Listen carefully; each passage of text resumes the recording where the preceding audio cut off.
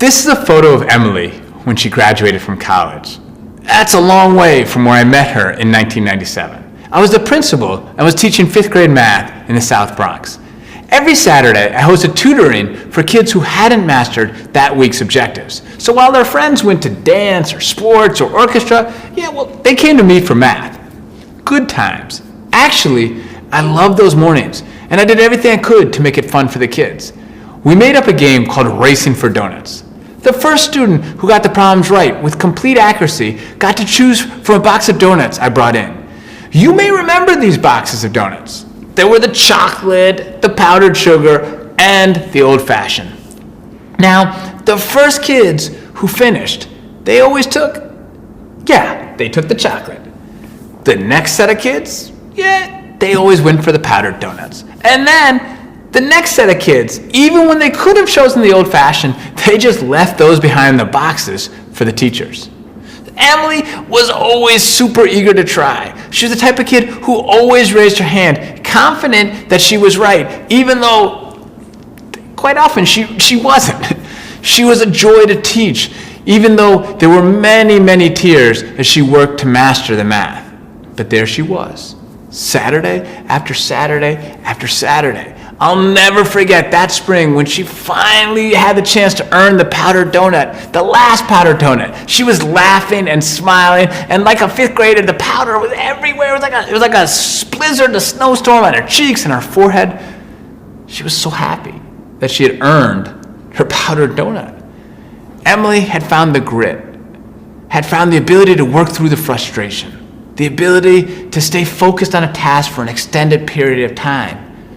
She was able to succeed in Saturday tutoring, which then led to success throughout the year, and then in high school and college, and a master's degree in social work. And I can't help but note that today, Emily works at a KIPP school in New York and hosts her own tutoring session, although word on the street is that she's using fruit instead of donuts. I believe that what we created for Emily fits Chris Peterson's definition of a positive institution. It was a place that helped her identify, use, and grow her character strengths to flourish. Positive institutions facilitate the development of individual character strengths, which in turn facilitate positive subjective experiences, which in their turn are essential for PERMA. Potential positive institutions are everywhere. Schools, classrooms, community organizations, sports teams, houses of worship, family dinners, homes. Our job is to make these institutions positive. By now, I hope you've ranked the 24 character strengths for your students, completed the VIA, and compared the two. Over the past 5 years, I've done this activity with at least 1,000 teachers and principals. We always have a good time doing it. Here's an example from a recent group. They, like many groups before them, ranked grit as the most important strength for kids.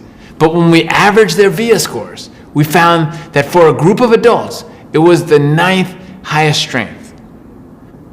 Love tops their VIA results, but they ranked it 9th for kids. And how about self-control? The adults ranked self-control as number 4 for students, but the VIA showed it was the lowest collective score for that group. 24 out of 24. This always brings plenty of laughs to the group. We're often asking kids to do things that we don't enjoy or choose to do ourselves. This doesn't mean we don't ask. It just means we should ask with empathy.